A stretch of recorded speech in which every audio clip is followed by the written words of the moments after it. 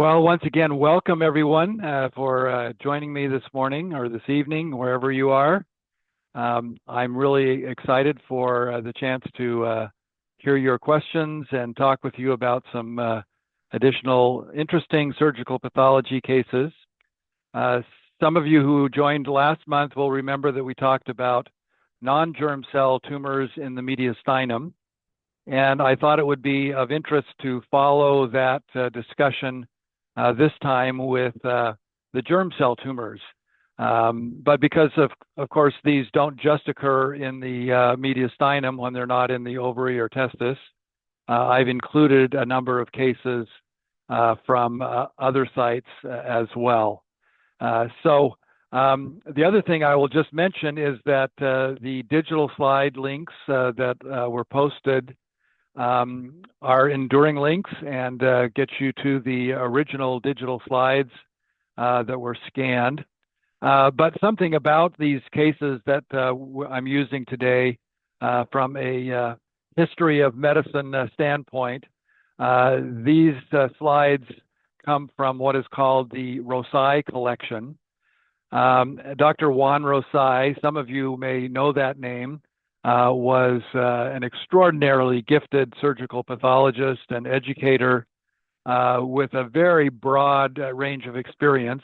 And part of that made him a very attractive individual to invite to participate in the traditional slide seminar presentations where a variety of interesting cases would be assembled and a panel of discussants challenged to review the slides, the workup, and present some discussion. And over the course of his career, Dr. Rosai was able to participate in literally hundreds and thousands of those kinds of experiences. And he was very diligent in retaining his copies of the slides and the protocols associated with those. And ultimately, once we had the capacity to do digital slide scanning, he was contacted by the Aperio Corporation, which then provided a person and a scanner to archive all of his materials. So this Rosai collection, available online, has an extraordinary wealth of historical cases and discussion, and you can search by diagnosis or time and so forth. Of course, some people have questioned the value of this because, of course, he was using terminology that was prevalent in his day, and that's not always the same terminology that we use today. But that will be what will make our discussion a little bit interesting, I think, is to review what this was called in 1970 or 1980 and what the correct terminology is for us today. So this first case is a 38-year-old man who has chest pain and is found on chest x-ray to have a very large anterior mediastinal mass, maybe 10 or 12 centimeters. And then this was removed. So here's the slide. You can see it's a fairly diffuse process. We have a bit of architecture. You can see some sort of fibrous bands, and that might raise consideration in the mediastinum for thymoma, but it's really quite a blue tumor and so forth. So we'll just take a look here a little bit more closely at this tumor, and there is a little bit of a refresh rate with this. We can see there's a mild degree of pleomorphism to these cells between these little fibrovascular septi, and we've got certainly nuclear hyperchromasia, variability, and a lot of clear space between the nuclei. So relatively speaking, either clear cytoplasm or very easily retracted cytoplasm. And of course, this in the context of this discussion would be what we would expect for a seminoma. The pattern here is fairly characteristic with these predominantly clear cytoplasm, mild degree of nuclear atypia. Of course, in this scenario, this was also kind of pre-awareness of some of the serum markers for these tumors. So we don't have that data on this as well. And you'll notice here that we don't have the same smattering of lymphoid cells that we often see in the testis when we see this tumor. So a couple of unique features about this tumor are that absence of, or relative absence of lymphocytes and the degree of nuclear atypia. Now, sometimes these polymorphous cells may actually secrete HCG, and sometimes that's a helpful serum marker to know that you should look for areas of such in these tumors. Now, they may also have areas of necrosis, as you can see here. So I think my diagnosis, along with Dr. Rosai's diagnosis, in this case would be a seminoma, extragonadal, and of course, we would do some immunohistochemistry to confirm that. But really, the key here is to emphasize the H&E morphology, which I know many of you work primarily from that and don't have long menus of immunohistochemical stains to work with. So let's go on to the next case. This next case is, again, a man in his 20s, and he also has had chest pain and has a mass adjacent to the thymus. And so here is the mass. Now note we have here at low magnification a very interesting appearance with these islands of tissue that, as we'll see at a little higher magnification, look like cartilage, as you can see, admixed with a structure that has columnar epithelium, some surrounding glandular tissue, and then in addition, this quite organized parenchyma that has a very dark purple granular tissue. So let's just take a look at what's here. I think at this magnification, our differential would include a bronchogenic cyst with obviously you've got bronchial or potentially bronchial type tissue, but having the associated cartilage here kind of takes it out of that simple bronchial bronchogenic cyst category and puts it into the multiple germline of tissue category. So indeed, we do have a pseudostratified columnar and ciliated epithelium lining this space. So it is kind of trachea-like in that sense. We have seromucinous glands in the submucosal area. We have vasculature, obviously, maybe a little bit of smooth muscle here in a rather disorganized pattern. But then this tissue, I think, is quite interesting as well. So as we look here, I think what we're seeing is actually pancreatic acinar type tissue, which is certainly very uncommon for the anterior mediastinum. Now, is this just ectopic pancreas, or is this an organoid teratoma type of lesion? Well, I think there's one thing that can help us, and that is that generally ectopic thyroid, or excuse me, ectopic pancreas will usually have some elements of the endocrine pancreatic tissue, the islets, and I don't see any of those here. So I think this is just purely exocrine type glands from the pancreas, although you might look at areas like this and wonder maybe these are truly islets. So it could be that we have that element as well, which of course can still be present in a teratomatous type of lesion.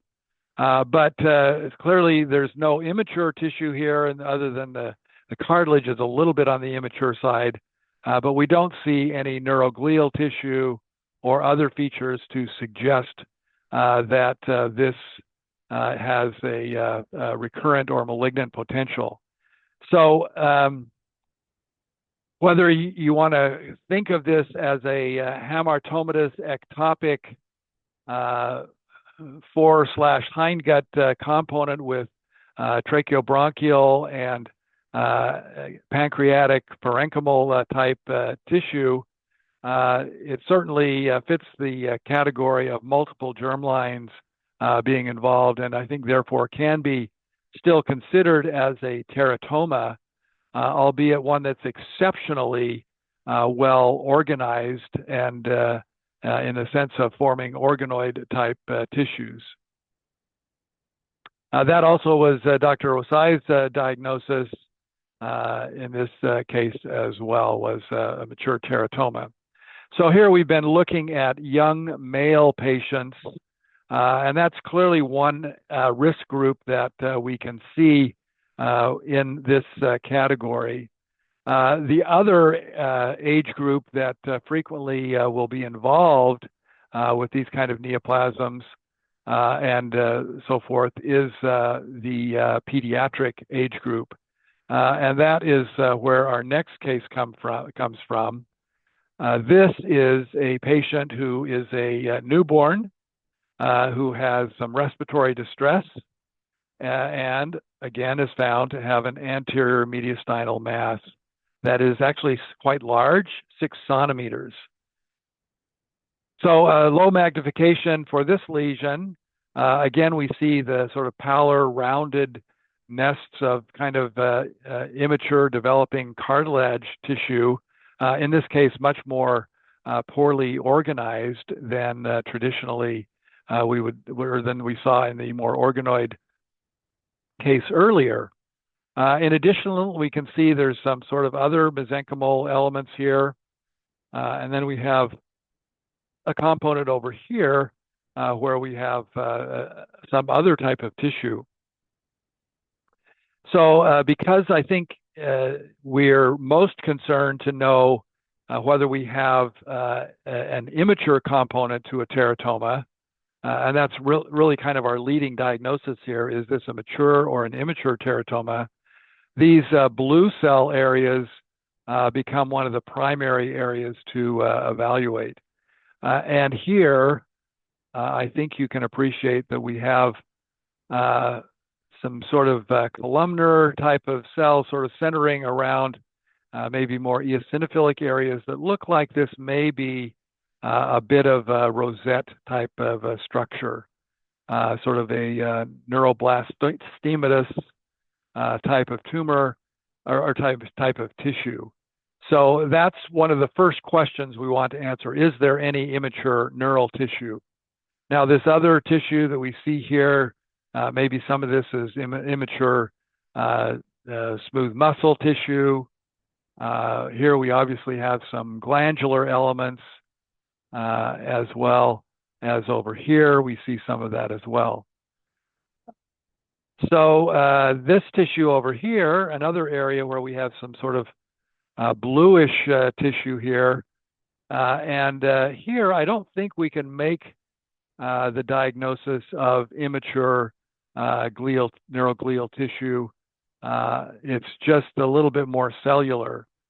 Here, however, I think we can see that we have a very nicely formed glial matrix with scattered smaller nuclei and a very fibrillar, wispy, pale pink neuroglial type backdrop. So we certainly have some more mature neuroglial tissue. Now, we might look at an area like this and wonder, are we getting into maybe a little bit of choroid plexus type of differentiation as micropapillary structures become suggestive of that type process. And then we'll look down here as well. And here again, we begin to see maybe the suggestion of a little bit of rosette formation that may represent neuroglial tissue. So grading these lesions, as you know, and as I've discussed previously, is based primarily on the amount of neuroglial tissue that is present, and that is present in kind of low magnification fields. So something like this. So here's a low magnification field with maybe two areas of neuroglial tissue. Then we can look a little further. Do we have any here? Maybe not. Not quite sure about this one. That area, and an area up here that we saw initially. So in total here we have 1 to 3 fields of low power fields that have neuroglial elements. This again is possibly that, although this looks a little bit more glandular than neuroglial because it's really forming sort of a tubular type of structure here. So I think this would generally fall into the category of immature teratoma grade 1 with relatively sparse immature neuroglial elements, and therefore probably has a pretty good prognosis, may or may not get some therapy depending on the protocols and so forth, and other risk factors that may be present, such as how well excised it was, what the margins were like, and so forth. So there's that case as a nice contrast. We'll go on now to another pediatric patient, which is an 11-year-old patient who has experienced some shoulder pain. And has a little bit of pain in that shoulder, and then on examination is found to have almost a complete absence of breath sounds on one side of the chest. So particularly worrisome finding there with an absence of breath sounds. So here again, I think we can see this mediastinal mass that was removed was sort of obstructing or compressing one of the main stem bronchi. And here we can see what this is composed of. As you might expect, when they opened or sectioned this tumor, they found a variety of cystic and solid areas, and some areas with sort of grumous contents that you might associate with a teratomatous lesion. Well, there's a couple of interesting elements here. One is, of course, that draws our attention quite quickly is the pigmented area. And you can have a variety of melanocytic lesions that can include the scleral tissues, can include skin or other causes for pigmentation, but those are one area to consider and look at to see and make sure you don't have something more serious. Here we see more obvious hyaline cartilage and a mixture of sort of less mature cartilage with associated structural columnar epithelium. And again, some of this obviously has nice terminal bars and is a respiratory type of ciliated pseudostratified epithelium with accompanying seromucinous glands, such as we saw in that first case. I think it's always fun to kind of look and see how well you can identify what these structures are in terms of their, if you were looking at this under a single high power field, what would you guess that this is? Is this, a salivary gland? Is it a more exocrine gland like the pancreas and so forth? And sometimes you just can't tell for certain what it's trying to form in that way. Here again, I think we see a little bit of sort of neural tissue, a little bit less mature, sort of spindly and fibrillar pattern. But as we look through this case, there are no elements of immature neuroglial tissue. We see the pigmented tissues, the cystic structures, and so forth, the cartilage. So this would, in this particular case, qualify as a mature teratoma, and therefore probably not warrant anything beyond the surgical treatment. And in fact, this patient did quite well. Okay, so sort of staying in this pre-adolescent area or adolescent age group, the next case is a 17-year-old, so getting kind of in between, who experienced difficulty swallowing, had some abdominal pain, and was found to have an anterior mediastinal mass. The center was somewhat cystic with some hair structures in it, and then there were other areas of tumor that were also present, and that's what's represented on this slide, is the more dominant area. As we mentioned earlier, these cases come from almost 50 to 60 years ago, so pre-immunohistochemistry era, and certainly pre-development of some of our treatment regimens. This patient did not respond to treatment and went on to die from this disorder. So here we're not seeing any of that hair-forming tissue that was observed grossly, but we are seeing a fairly nodular and cellular tumor. Now, this is one of those cases where perhaps serum markers would have been highly useful for us to evaluate. But as we take a look at the morphology here, I think most of you will very quickly recognize the structures here as being highly reminiscent of yolk sac tumor, having often these central veins with a surrounding cuff of, central vessels with the surrounding cuff of epithelial neoplastic cells here. And, whether this is probably at least half of a Schiller-Duval body, if you will. We don't have quite the second cystic lining around it in a tight form, but certainly we have all of these papillary structures. And the neoplastic cells have other features that are very suggestive of yolk sac tumor. And it's helpful to be alert for what those findings are, because you may not always have, Schiller-Duval bodies only present in maybe 20% of these tumors.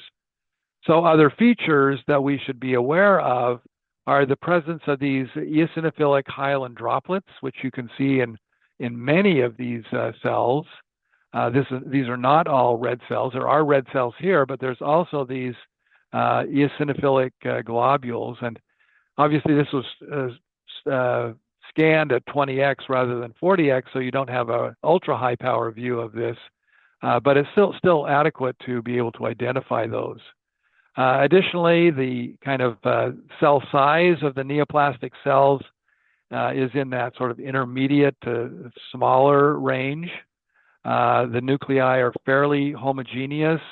There's not a high degree of pleomorphism as we might see with embryonal carcinoma and so forth. So this is, I think, an elegant pattern for what was then called endodermal sinus tumor, but we would refer to as yolk sac tumor. Now, given that there was clearly a hair-forming component to this, and therefore probably some element of teratoma, this would probably more accurately be classified as a mixed germ cell tumor with elements of yolk sac tumor and obviously elements of teratoma as well. And we would give percentages of that based on proportions that were observed grossly or in our microscopic sampling. But for purposes of this slide, I think this slide is exclusively yolk sac tumor and should be therefore classified in that sense. Now, the patient's age is probably the appropriate age group. We've seen the seminoma in a 30-year-old. Now the more immature, more aggressive tumor, yolk sac tumor in a 17-year-old. This is kind of the age group when these germ cell neoplasms are more likely to be seen in this locations outside of the testis. Okay, we'll go on to the next case, and we will leave the mediastinum here because this is a young patient, a 2-year-old, a female who has had change in her bowel habits and some pain. And this lesion was found growing anteriorly to the coccyx, not involving the ovaries, but sort of midline and growing anteriorly, sort of displacing the rectum. So it has a sort of a relationship to the either notochord, spinal cord, central developmental structures. Now note how at low magnification this has, again, a vaguely nodular pattern and obviously has areas of nice papillary formations here. So we'll take a look at some of these and I think you'll be able to see some of the features of this tumor. Very micropapillary appearing lesion here. But note the similarity to what we were just looking at in the mediastinum. The cell cytomorphology is very similar to what we saw earlier in that location. And I think as we look around, we can see there's mitoses here, but we may get a sense that there's some of these eosinophilic hyaline droplets as well in this case. A bit more micropapillary, less obvious Schiller-Duval type of structures, and a very sieve-like pattern to the architecture with these micropapillary structures. Now, in this case, this was the exclusive component of this neoplasm. There was no other germ cell elements or teratomatous elements identified in this case. So this was exclusively diagnosed as a yolk sac tumor. Now we'll go through and summarize the immunohistochemistries of these along with some of the serologic findings and use that as a little differential discussion to sort of wrap up things later. So I'm not going to go into the immunohistochemistry profiles at this stage, partly because we want to emphasize H&E diagnosis as well as to pull those all together at the end. So emphasizing the age groups, locations, those are the points of emphasis at this stage of our discussion today. Okay, so we're going to go back to the mediastinum with another case. This is a 19-year-old, and the patient has this mediastinal mass. As you can see, it looks sort of a mixture of pale pink and darker blue with a nice knife line here through the middle. Maybe a germinal center or two here, and sort of almost a granulomatous appearance or something of that sort. This pattern, I think, is quite interesting, sort of growing in this interfollicular zone. If this is still thymus. We don't see the thymic bands per se, and we'll look at higher magnification to see if we can identify any Hassel's corpuscles. Might be some right here, I think. Maybe. No, not very clearly that. maybe an old resolving one there. And here we see these pale areas are occupied by quite distinctive cells with very large vesicular nuclei, excuse me, with very prominent nucleoli. You can see these macronucleoli here at just 20x. They jump out at you, and you can actually even see them here at lower magnification as well. Now, these cells are not particularly supported by any dense fibrous structures, sort of material, but they do have that fairly wispy cytoplasm and maybe some areas of pycnosis and necrosis, as we've seen earlier. Well, I think most of you would look at this and certainly include germ cell tumors in your differential. But this is a case, given the absence of the vascular architecture, where the differential diagnosis would certainly have to include anaplastic large cell lymphoma and Hodgkin's disease and other disorders in the hematolymphoid category, as well as seminoma. Granted, the age group here more strongly favors seminoma, but anaplastic large cell lymphoma can also occur in a younger age group on occasion. Now, the other thing is that we see here a degree of vaguely histiocytoid reaction, if you will, this other pink areas. So there is sort of a vaguely granulomatous type of response, at least in the sense of maybe there being some histiocytic type response, or here you can see maybe a little bit of a whirling around, forming this sort of pseudo-granuloma, or maybe even a true granulomatous type of structure here, which is not extensively involved by the tumor cells. So this is a case which Dr. Rosai diagnosed as seminoma based on the age group, but where I am not certain that this is a totally classic case of seminoma, and I would have a very difficult time totally excluding those other hematolymphoid lesions that might correspond to this. So I think this is a nice illustration of where, we're a little bit further ahead than we were 20 years ago, and we recognize some of these other lesions that can overlap with this diagnosis.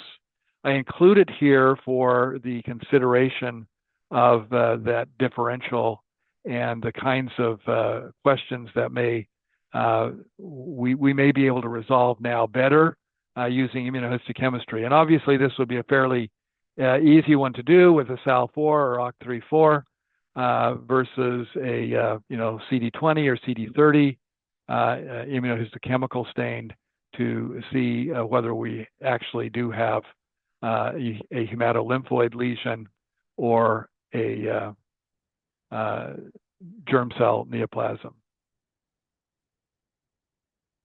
Okay, so let's continue this challenging differential with mediastinal lesions and go on to a patient who was relatively asymptomatic and had an incidental chest X-ray that showed an anterior mediastinal mass. And here is a section from that lesion. And note here that much of this lesion is cystic. So we know certainly that several neoplasms in the mediastinum can produce cysts, including thymomas, including Hodgkin's disease, and of course things like bronchogenic cysts and so forth. So a cystic lesion in the thymus, anterior mediastinal tissues, does have a differential that is inclusive of several entities. As we come into a little bit of higher magnification here, I think again you can appreciate that we have multiple sort of rounded granulomatous type of lesions in the lining and surrounding tissues of this lesion. So is this a thymic cyst with sort of granulomas? It doesn't look particularly like sarcoidosis per se, but it certainly has a granulomatous component to it. As we look a little further in this lesion, however, and I think this is where some of the challenge lies in these cases, I think you can begin to appreciate that, again, we have an element of some of these larger cells with cleared cytoplasm, as you see here.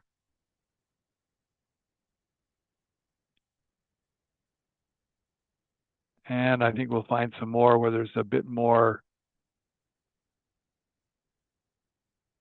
obvious atypia. So there's one that's not particularly granulomatous, a little bit more of that sort of appearance there. Boy, there were a lot more of these around last night when I was looking. Well, here's again a little bit more of this more cleared cytoplasm appearance, some atypia to these cells. So many of these cells then begin in these nodular areas to have the appearance of the germinoma cells, dysgerminoma or seminoma type cells. Let's see if we can find the same area. I don't have the capability to annotate these slides in quite the same way that I could if they were my own cells. Now here's a nice example. So here you can see these clustered cells, clear wispy cytoplasm, central nuclei, somewhat vesicular, atypical, but relatively monotonous, that have this seminoma or dysgerminoma-like morphology. Now, it has been known for some time that seminomas can provoke a granulomatous response, and that's based on cases like this. And it's not clear whether this represents a degree of sort of immune response to the tumor. Most likely that's what is going on, is that there's some cell-mediated immunity that has been provoked. And that may account for the fact that, it's not uncommon to find scars in the testis when a patient is found to have, say, a retroperitoneal germinoma, and it's presumed that it originated in the testis, but through immune suppression or whatever that resolved, except for the portion that escaped the immune suppression and metastasized to the other sites. Here's more of these cells here. So I think this probably is a seminoma, albeit a relatively sparsely cellular one with a dramatic granulomatous reaction going on in many of these areas. But again, this is one where I think the patient would be well served to have the kind of immunohistochemical workup that would verify that these are in fact germinoma rather than anaplastic lymphoma or some other type of neoplasm. And I think the main differential here again is in the hematolymphoid category of those large, more anaplastic type lymphomas. So I think this is a nice example of a challenging differential. And you can imagine if you just had a biopsy of this lesion, how potentially difficult that could be, given the very sparse nature of these cells. A needle biopsy, if it was fortunate enough to get an area like this, might be diagnostic, But if you're just picking up, say, the border here and it looks very granulomatous, you might not even think to stain for the germ cell neoplasms. Although I will say the age group, again, should probably make you always consider that. Okay, we've got a few more cases and a few more minutes. Let's see if we can get to this next case. This, I think, is one of the more challenging ones. This is a 22-year-old male, and he has an anterior mediastinal mass, cough, pain, and some degree of weight loss. So here we see a sort of mixture of cystic and solid elements. I think this may be just a benign lymph node. Maybe here some immature tissue of uncertain type. Here maybe sort of looks like that germinoma that we just looked like, dysgerminoma, seminoma area that we looked like. Some of these clear cells, lymphoid background, vague histiocytic response. So probably a component here of seminoma with abundant lymphoid elements associated with it. Then as we look here, this might look maybe a little bit more like yolk sac tumor. As you can see here, we have these lining epithelial cells, central vessels and vasculature, sieve-like pattern with these in-between areas, and relatively uniform cells. A few eosinophilic droplets, as you can see in these cells, again, helping you with that diagnosis. So we've got seminoma, yolk sac tumor. Clearly, we've got mixed germ cell tumor. And in fact, over here in this piece here, we also have elements of teratoma. And this was a case which in the old terminology would have been called a mixed germ cell with teratocarcinoma sort of elements and so forth, because of this immature appearing stuff and this more funny looking, clearly more malignant looking glandular elements and so forth. I think we would just call it a mixed germ cell tumor with elements of immature or elements of teratoma, probably immature teratoma, yolk sac, and seminoma in our diagnostic categories today. So this is a case where, very unusual case, and I have to say that I haven't seen a case like this. I certainly probably would consult on a case like this, but I think there are certain elements you can identify. And we have the advantage, of course, now of having immunohistochemistry, and so we could do some of those additional stains that might be useful in this situation. So I'm going to stop here. So we've got a minute or two for questions, and I'm going to just review the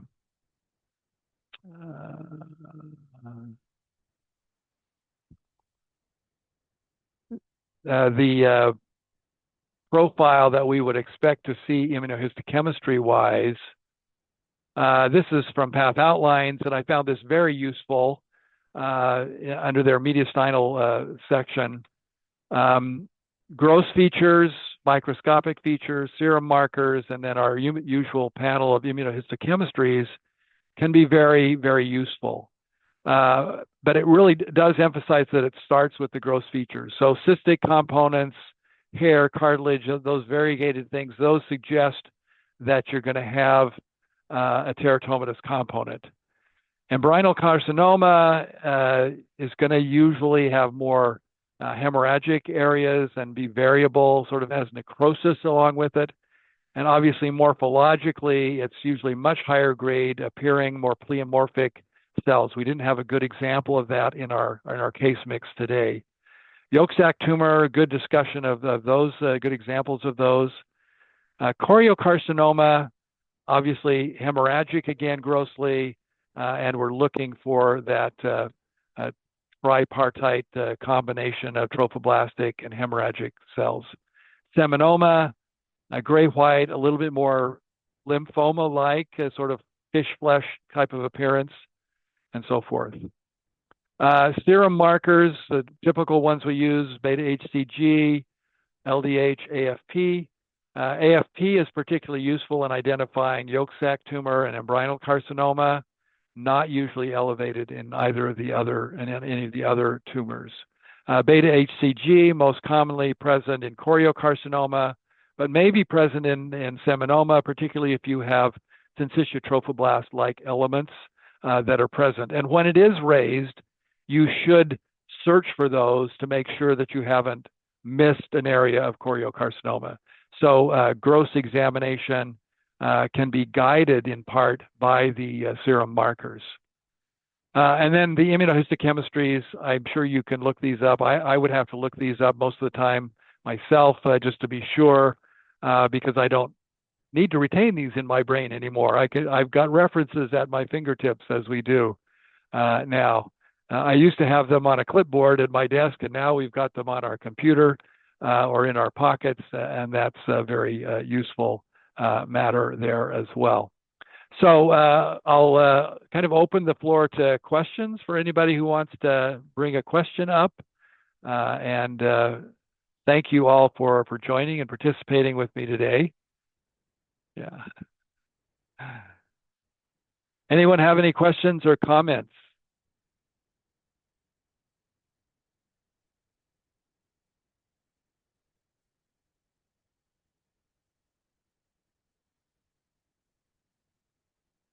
Well, I think this is a topic area that obviously bridges the pediatric and adult populations. And I hope that as you encounter those in your practice, you'll refer to these resources like path outlines and so forth. But, you know, if you have some time and want to study some interesting things, going back to those slides on the Rosai collection can be very useful. And I use that for teaching settings like this on more than one occasion. And if you need to find an unusual case, sometimes that's a good place to look, or even many times common cases. And since those slides are all freely available for use, you can use them without any guilt. That they've been given as a gift and a contribution to our learning. Well, not seeing any questions. Thank you so much, everyone, for joining us. And we will see you next month, when I'll have a guest lecturer, guest visitor, who will be doing a DermPath topic. Dr. Nikki Asadbegi from our department here is going to be joining me next month in July. So we'll see you then, if not sooner. Thanks so much.